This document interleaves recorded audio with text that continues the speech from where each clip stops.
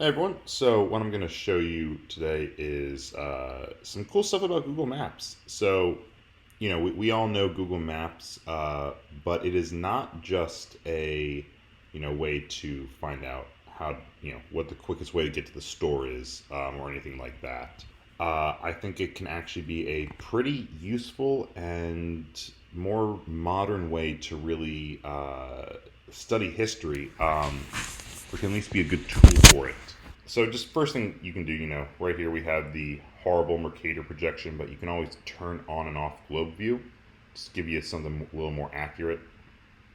And one thing I do like is that they show you the different states or provinces or governance, depending on what country you're in, um, for all these different countries. So, it's not just, the country of Saudi Arabia. If you scroll in,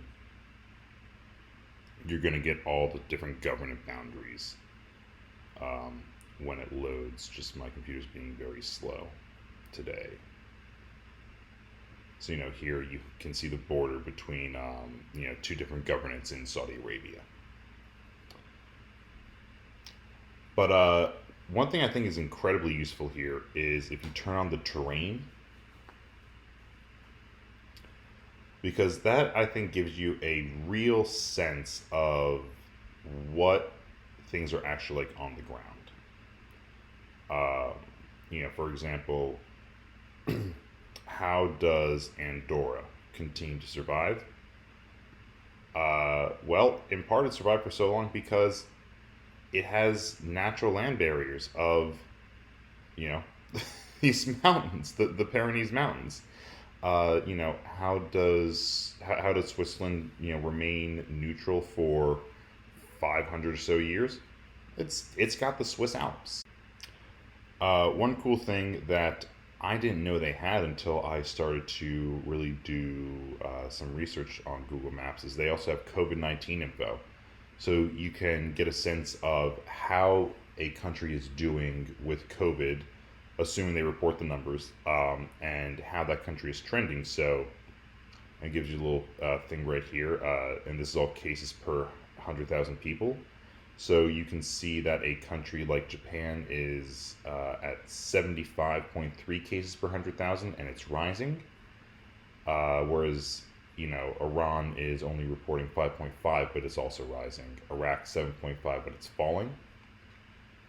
And I thought that was actually pretty cool. It can also give you some wildfire data in terms of where wildfires are, and no coincidence, there's a whole lot in the U.S.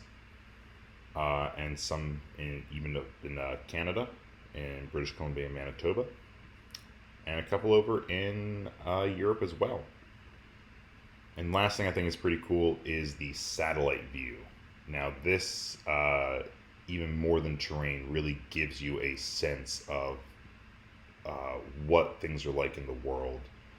And, I always come to this whenever I think about, why is Turkey, for all their good and bad, why are they, still NATO allies? Well, because this is Russia's only, deep water port. That's, warm water, deep water port. Up here, it's frozen a lot of the year, and as you can see, it's also fairly shallow. Over here is frozen most of the year. It's not that shallow, but it's frozen most of the year. So, we tolerate uh, everything that Turkey does because strategically they block off Russia from the Mediterranean and having a true warm water port. And I think that in the satellite view can really kind of get that reasoning and really see the difference in depths of water, and you can kind of extrapolate from there what that may mean for different countries and international alliances.